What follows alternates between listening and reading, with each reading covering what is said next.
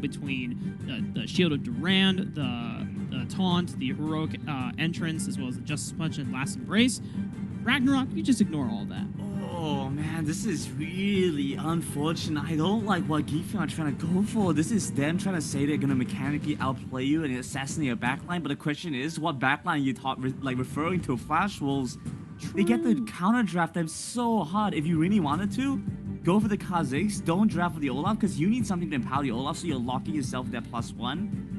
Nyx is okay. I like him as an enchanted support, but then if he does that, then like what frontline did he really have? GEEK, I don't know. They're drafting themselves in the corner here, but they have to really play to their early game strengths and try to crush these lanes. I'm sure the GEEK fam, you know, kind of want to say like, you know, they probably have some idea. They have something planned, but it doesn't seem like, you know, they're prepared at all for Flash Wolves. You know, a lot of these teams do homework. But right now it just seems like they're trying to play to what their comfort. Oh. Yeah, would probably prefer the Nami here. I think Seraphine is alright to try and empower the rest of the team, make sure that they can engage effectively. But it just doesn't give that same kind of power, the presence in the bottom side, because now you still have Flash Wolves who are able to flex the Lucian. You can have it with Bruce. Locking might just play for Control Mage because they could stand to use something like that right now instead. Okay, yeah, mechanically play them out. Sure, why not? You know, we've got a lot of high mechanical skill ceiling champions here for both GEEK fam and Flash Wolves. Ysera answering with the Fiora to take on the split push duty against what I'm assuming is going to be the Akali in the Baron lane, but we got Ariana Grande in the support role. She's going to be belting out concerts. You have this Encore that is going to try to lock up the rest of the Flash Wolves. If you can combo this, then it's a potential window to just rain down a barrage of the rest of the follow-up of crowd control, and then that will allow the Ragnarok to actually be super pivotal and game-changing. Now, I know I'm giving a lot of like hopium over to GEEK fam. I still take Flash Wolves to be the favorites in this series, but you know, anytime I see Seraphine, I get super hopeful because anytime we see that combo busted out in either in the West, whether it's for the EU Origin series or the NA Summoner series, it works out. So I think this is the first time that we've seen Seraphine through C champions during the group stages so far. Interesting. So like everything just syncs to you guys that way. We're gonna see if it syncs to GEEK fam in this game. GEEK fam versus Flash Wolves, game number 1. Over to you, casters. Thank you very much, Mika. And there's something very important about Seraphine. Riku, could you give me, because she does like these random noises, and I feel like that identifies with you. Can you give me your best Seraphine noise? Let's try. Oh, yeah. I hope I did it justice, TJ. That was perfect. I love it. I'm glad. I passed the test. I passed the exam of TJ's, I don't know, sudden Seraphine surprise impression. I knew you would be ready. I knew you'd catch it. Oh, you know it. Well, over here now, game number 1, GEEK fam versus Flash Wolves, as the panels have mentioned. Flash Wolves is, has been on a dominating streak when it comes to performance, but not exactly towards the current group stage. No, and that's kind of a worrying sign for Flash Wolves, who are again one of these dominant teams, but they have a nasty habit of just sometimes showing up and not playing their own game. Ideally, they take these long scaling games like they've drafted for this game, and they rely on their power in mid. They rely on Bruce carrying the team fights. We just haven't seen a whole lot of that this tournament. It's either Bruce 1v9ing from moment 1, or they lose. Yeah, it seems to be Flash Wolves having 2 certain win conditions, where one is Bruce having to activate the Bruce show or not. The 20-minute mark win condition for Flash Wolves, which is could be both of could be the same result. I will attach an asterisk, which is this got much better when they came into the group stage, and one of the reasons for that was that they started playing with Demon in that bottom lane. And I think the return of Demon kind of replacing Locking really defined the early group stage. Uh-oh, there's the flash coming from the Shang. Nicely done dash, but everybody's just pouring in all the damage. Barrier activated by the Shang. Repause. Nothing will happen there as that's 3 people on top of the Shang. They are low, and Hakai's thinking about it, but he'll back away. So where I was going with that was Flash Wolves with Demon on them looked like they had another threat. Looked like there was someone else who was doing damage during the early game. But with locking on it, Flash Wolves, it feels, are kind of forced to these late 20-minute games because locking very often doesn't do much during the early game. He sits very passively in lane to the detriment of his team. So I'm interested to see if that changes now that locking is kind of out of mid laner jail. No, he was playing like Orianna bot, and that just sucks. So I'm excited to see him on Senna. I'm excited to see locking getting to play something that might be able to do things during the early mid game. Exactly. I mean, if you're paired with a Galio support Senna as well, it means that you can be a bit more oppressive. Also, it's a Senna, and I'm saying this will do more during the early mid game than the characters he was playing earlier. And I think that says something. It does. It definitely. Hold that thought though at top side. We got to see, you know, a lot of level 5s already popping in. A fight could potentially happen. There's a dash coming from Hockey. Calling activated with a flash, but the dash coming in through. There's gonna be no moonfall, so just a bunch of auto attacks following suit. But there's another fight coming through, coming from Cookie. But it seems to be no one's gonna die for now, as all ults are out and no deaths. So to touch on things, because this is the Geek Fam dream, they just want to make this game last as long as possible. What does, or sorry, Flash Wolves dream, what does Geek Fam do in response to it? Well, they have decent damage in the late game. I'd actually argue that their real spike is going to be towards the mid game. If they get Hakai rolling, Momo completes the Muramana. Like, that's really when they want to fight. The other win condition, Well, the flash, one more auto attack, Hockey, just one more, but no, Bruce just saves his own life with a dash, and the range, because Hockey's melee, can't reach Bruce. That's tragic! It is! It's pain. The other thing that might happen is that we could see a carry performance, and the two places those carry performances come from is either Flash Wolves' Bruce, as you don't do it again. Not a really production. Gotta see it again, I mean, DJ, it's important. Is it? Look away. Chat. Oh, thank God. Oh, that's a nice save Thank onto, you. you know, the Shang. That was the other guy I was going to talk about. I think that is how Geek Fam turned this game around, is they have the Shang, who's this incredibly aggressive top laner, dominant locally in Malaysia. I cast a weekend of the Malaysian Icon series for their regional league. And Geek Fam look good. They play very aggressive, and in the regional league, that lets them kind of steamroll people. But so much of their power comes from the shot, which is why you've seen Flash Wolves dedicate this many resources up towards the top lane. Why they chose the Rift Herald just now over an Infernal Drake, which Flash Wolves normally put so much priority on the Infernal Drake.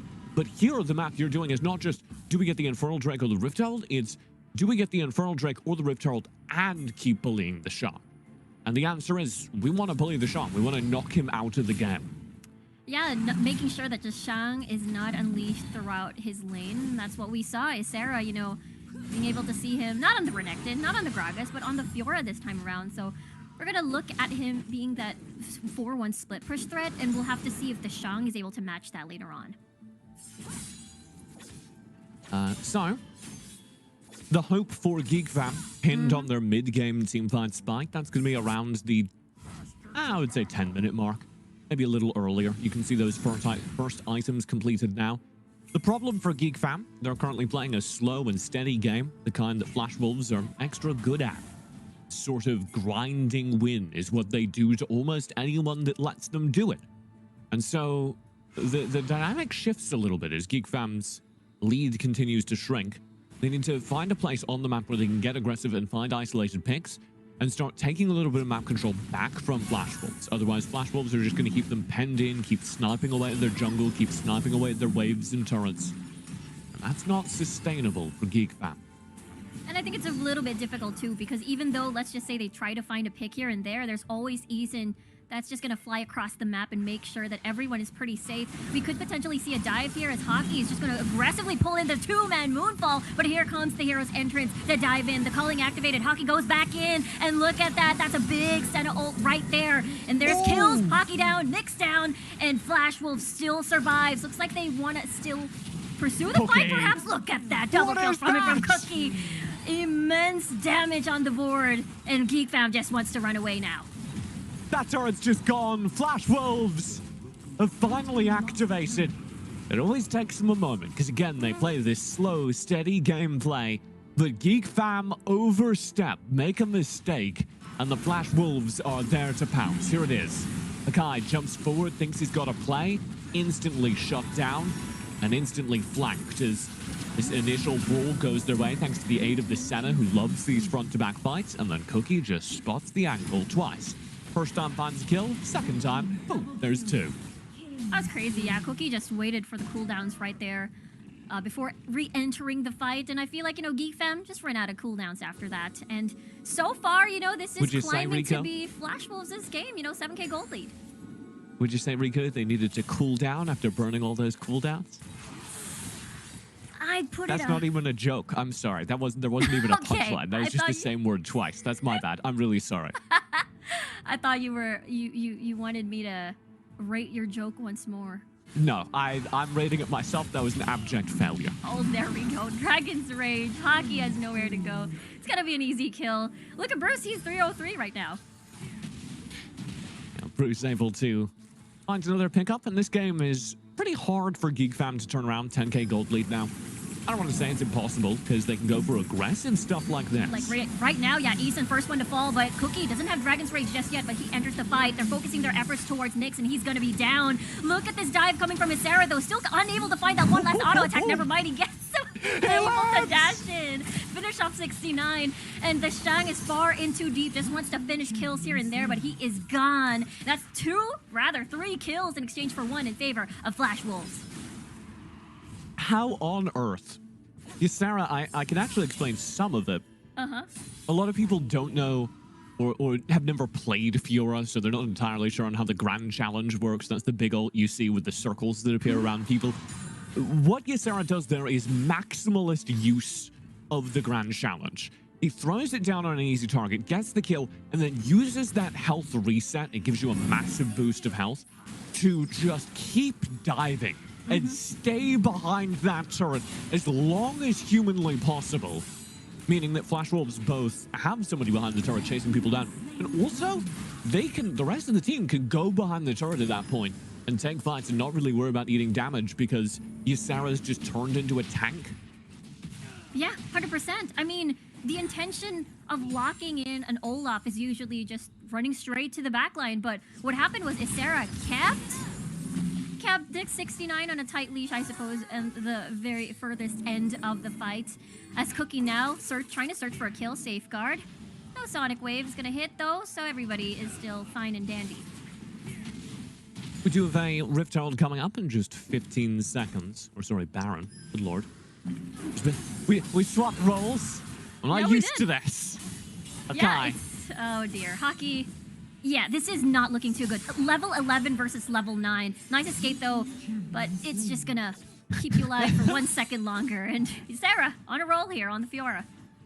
I liked it. Nice escape, but you can't run through Ysera at this stage of the game.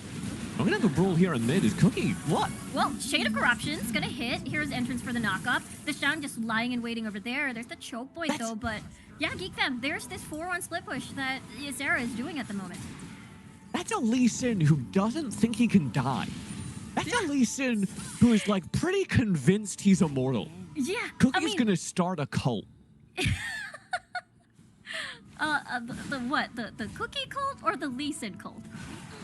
I think just the him cult. Okay. You know how those cult leaders are like, I'm an immortal god, I cannot be killed. Oh, that's kind of the vibe I'm getting from Cookie right now. As he just walks up 1v3, and he knew it was a 1v3, they had vision. Just walks into the 1v3 and just sees what's going to happen, knowing that if they target him, they'll lose the turret. And so it's a positive trade. Yeah, the Shang, unfortunately, again, looking at the bottom lane, has no means of escape. I mean, he has Flash, he has Barrier. He's pretty slippery, and the Sonic Wave will not connect. Here's a potential collapse, though. Looks like Geek Fam will decide to call it a day. Look at it again. Just Ysera and Cookie entirely confident they can take any amount of damage from Geek Fam. Geek Fam, I mean, to be fair, they're right. Geek Fam don't have anything that does enough damage to properly threaten the Flash Wolves divers. Eason kind of isn't needed. He can go home early because there's no need for a tank against a team that doesn't have any damage. And so Flash Wolves just run the map. Yeah, it's a little bit difficult. I mean, you said it yourself. Cookie, who didn't have a Zonius at a time, who didn't have a Guardian Angel at the time, just walking to 3 people having so a good time. confidently. Yeah, it's just crazy. That's how far ahead Flash Wolves is in this game. And we see it again down bottom where Ysera and Cookie like really chased for that kill onto the Shank, which is insane when you look at where the wards were, where the vision was. They had no frame of reference for where Geek Fam were playing. They were just taking it on faith that there wasn't a 5-stack of Geek Fam members down bottom. They were right, but it could have gone bad, and they just didn't care. Exactly. This is, again, a statement of how far behind, and not only that, how confident they are in this particular matchup. I mean, even though, let's just say they've lost to pretty much SBTC and EVOS, I believe, 2 nights ago, but, you know, they're still a very strong team. Their veteranship is definitely helping their confidence into this matchup. Dangerous position here as Geek Fam play split defense across the map. And this is how you let Geek Fam back into the game. I'm going to be very careful with my words here, because to be clear, this game is over. Flash Wolves win this game. But this is how you do it. Is Flash Wolves have this bad tendency of taking as much time as possible to end the game because they don't want to make any mistakes. Sorry, it's a really good kick. There's the encore 2 people. Cookies now still in stasis. Hero's entrance being activated. Not really. It's Arrow coming from the flank. There's the grand challenge towards focusing on 69, and he pops like a pimple going in again. The Shang gonna focus on Sarah. Eason just going there to be that distraction, and it deters Geek Fam to go in. The Shang just flexing how mobile he is on the Akali, but this could equal to Baron. Riku, that's so gross! I apologize. It's the best way to describe it, though. Like how... Baron will break. Flash Wolves, yeah, are pretty dominant here. The only way they let Geek Fam back into the game is what I was about to describe. They tend to really take their time. You can see here, for instance, they go for the Baron, whereas another team might have just accelerated down lane, carried minions, tried to burn down some turrets. Flash Wolves like their games to be very, very clean. They don't want to take any risks. They want that scoreline to be as insulting as possible by the time it ends. And that's going to mean that we're here a while versus a team that has Akali, versus a team that has Varus, versus a team that has Seraphine, frankly. You never know what might happen. I don't want to make it sound likely, though. I'm just coloring in some hopium, you know? Yeah, understandable. Wait, whoa, Cookie. He's just gonna tease Hockey a little bit there. He doesn't think he can die. He thinks he's immortal. I mean, the only thing that can punish Cookie is a chain of corruptions or an encore to the face. But yes, Guardian Angel, he's going in. He's just teasing again, safeguarding out. And now Geek Fam just trying to clear the waves at the moment. There's the calling Cookie going in, finish. And Hockey is just so low. Bruce is just gonna land one auto attack. There's the embrace. Cookie gonna just casually walk in and kick to finish off the kill. This is Flash Wolves' game right now. 30 death timers, Hero's entrance to backline, and scare off the Geek Fam out of their base. And there you go, Flash Wolves already aiming for the Nexus. This is the finish. They're ending the game. They're still taking KDAs, but it don't matter. They win this game number 1 versus Geek Fam. Cookie dies! The immortal savior is slain!